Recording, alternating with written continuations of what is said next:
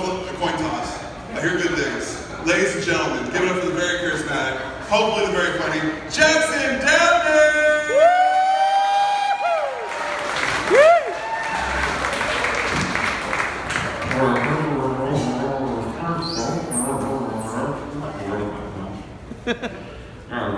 Really good time coming over here. Thank you for all showing up to the show. So, yeah, my name's Jackson. I'm from Maui originally. And it seems like the topic of tonight is butt sex and sticking things up your ass. So, I guess I'll talk about that first. Let's see. When I was younger, I used to go to a lot of parties, rave parties and stuff. And one of the catchphrases in our scene was, "It's free if you boof it." So I hear a couple of you know what boofing is, but for those of you that don't know, a boof, aka a keister, aka smuggling it, is where you take whatever you've been given and shove it up your ass. So, one of the things that our friends that would like to distribute these party favors, that was always the game of the night. It was be like, all right, who tonight is going to be able to get one of these little kids to stick something up their ass? So it'd just be one of those things. You'd be like, all right, how much, blah, blah, blah, this much, that much. By the way, it's free if you boof it. And when that phrase would get dropped, everyone would like kind of wait to see it happen. And just to see, and 99% of the time it didn't happen. But every once in a while it would. And some of the more experienced people, the way you'd see them do it would just be absolutely amazing. Some people would have a little bit of trepidation, but I remember I was hanging out with a friend of mine and he just dropped it. It's free if you boof it, And this girl's like, oh, okay, cool. She takes 2 out of his hand, drops her pants all the way to the floor, shoves it up, thanks, later. And that was one of my closest friends when I lived in California. But yeah, I'm from Maui. I lived here for part of my life when I was younger. And then I went over to California because my parents wanted me to get an education. Aside from surfing and, not knowing how to use a computer. Yeah, no joke. I didn't know how to even turn a computer on until I was about 8 years old. But yeah, I could catch some mean barrels though, guaranteed. But yeah, one thing that was a little hard to adjust to in California was just how mellow and soft the kids were over there. Because I went to one of those kind of rich areas because my dear mom had a wonderful catch of a husband who bought her a really big baller place. So out in Kamalii school, first day of school, it's like you see a kid, you're like, oh, this kid shoulder hopped me, like, what's up, brah? And, the kids would ask, the teachers would say, what are you guys doing? Hey, no fighting, no fighting. Oh, no. We're playing Dragon Ball Z. Oh. Okay, play Dragon Ball Z, okay. Well, if you like to play Dragon Ball Z, go behind the bushes over there so I don't get in trouble, But yeah, so when I went to California, that same attitude kind of happened, and one of the first days I was there was this kid, let's call him Dalton. And Dalton thought it would be really funny to make fun of me for these corduroy pants that I thought were really cool. And so Dalton says, hey new guy, your pants are stupid. So of course I started beating his ass right there on the playground. And the teachers, they broke up the fight and they said, hey, you're gonna get expelled. I don't know what you think is okay, but that's not how we do things here. And so I had to come to terms with the fact that you can't just fight people over minuscule things at any given moment. So yeah, I learned a lot of things in California.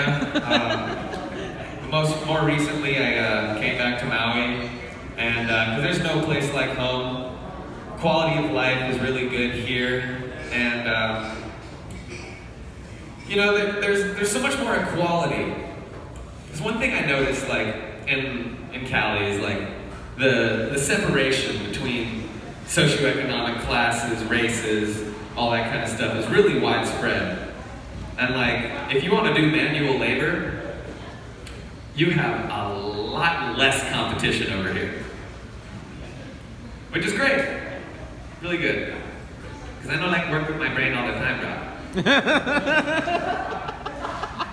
So sometimes I do some landscaping, and you know, I don't have 100 other guys parked outside of Home Depot competing for my job all the time. I just got like, you know, maybe like all the 18 people living in the 3-bedroom house trying to compete for my job, but you know, it's okay. I got a lot of so-called hippie friends up in Haiku that make sure that I'm taken care of. And I'll be honest with you guys, I was a little anxious about coming out to this scene because I've been doing open mics lately, and I've really been tailoring my jokes to a very like specific small group of people, because the greatest thing about this whole COVID-19 thing is that everyone is super scared of each other. So we don't go and interact with people of different groups or say, oh, you know, there's that one guy I know in town and he seems kind of cool. Maybe I'll invite him to this party I like, you know, with some of my friends, because you never know. Hey, maybe that one guy you invited, he might be one of those COVID believers and call the cops on our party and ruin our fun. We're just trying to sit in a circle and deep breathe with each other.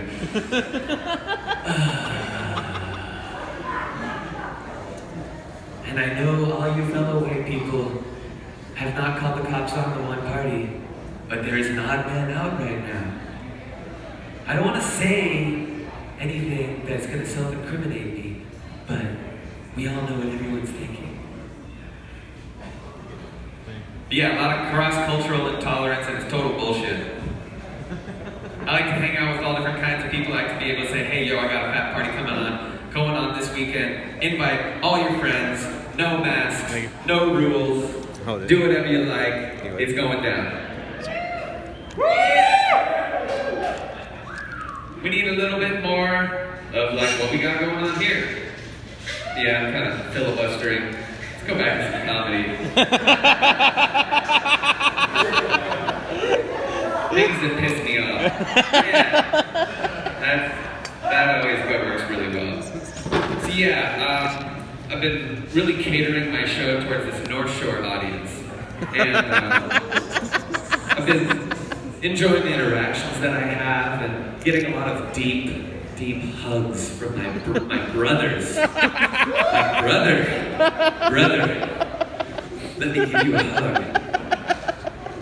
And I think it's great, you know, social distancing. If you haven't had a North Shore hug, it's just like any other hug. I cannot. The only difference is you never know how long it's going to take. You'll meet someone. Come here with me. And North Shore hugs, they get a little lower too. Takes you down like that.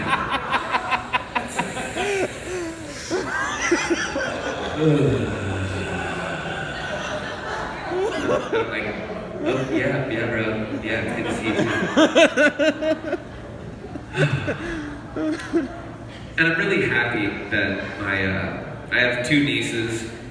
One's 15 and one's 13, and they live on the mainland, which I'm kind of thankful for because of these same North Shore hugs. They'd be like, oh, okay, here's my brother Starstream. His real name is Phil, but you know, since coming to Maui, it's Starstream. Like,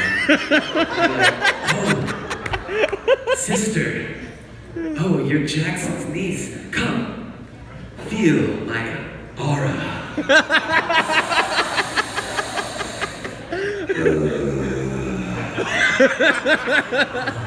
I feel like it's only like really true. Like people that lived here for a while. Oh, your aura, it's pulsating.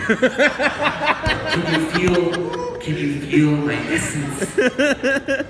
Yes. Don't resist it or fight it. Just be. Just be. And if you question any of these shenanigans and relatively predatory spirituality that everyone uses, you're kind of looked at as the black sheep, the bad guy. Okay, Jackson, with your scarcity mindset, why you gotta be ruining the fun?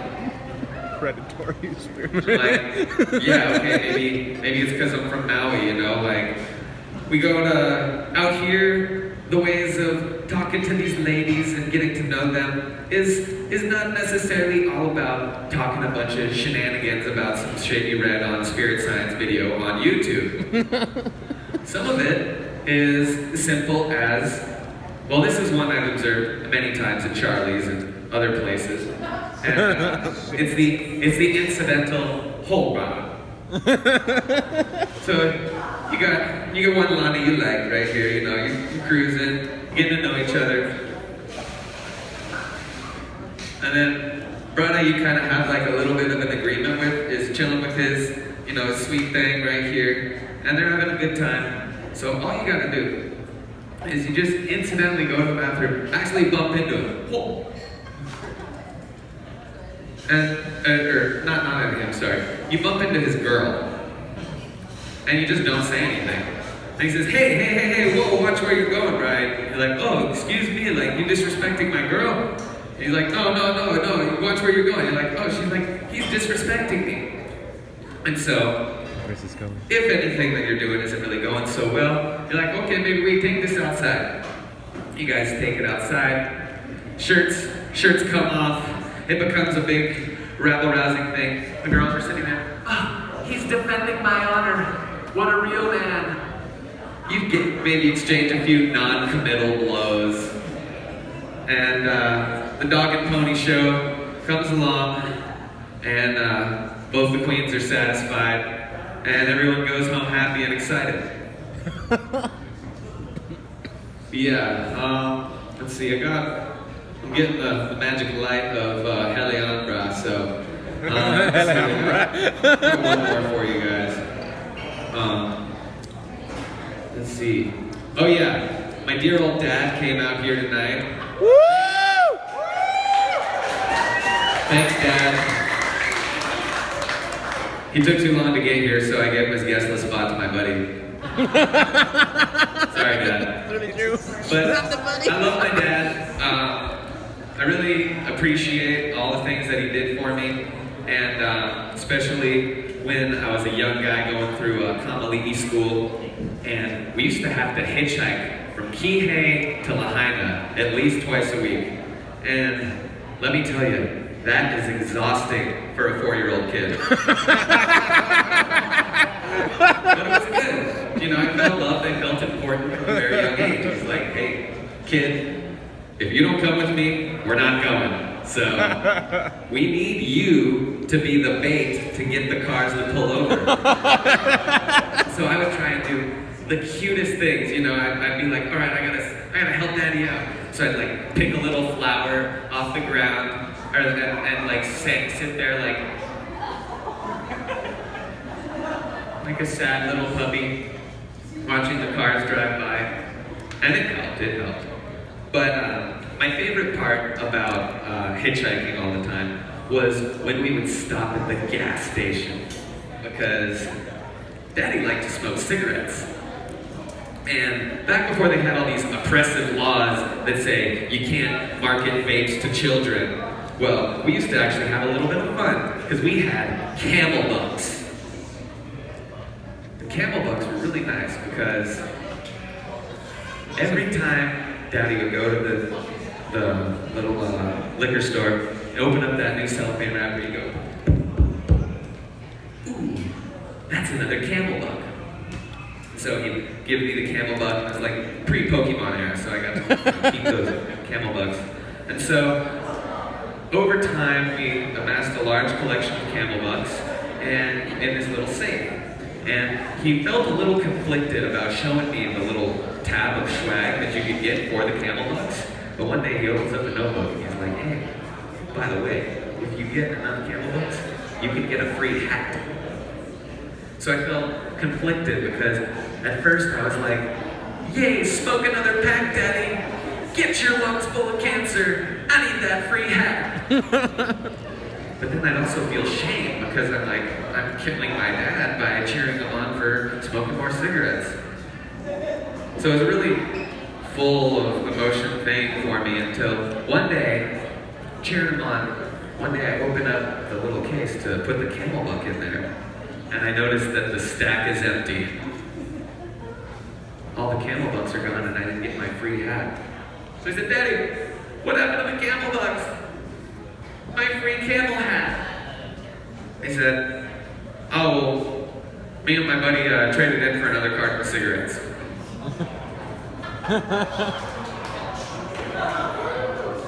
Oh well. Smoke another pack, Daddy. Alright, my name's Jackson. Come on, babe. All I need you to do is subscribe to my channel.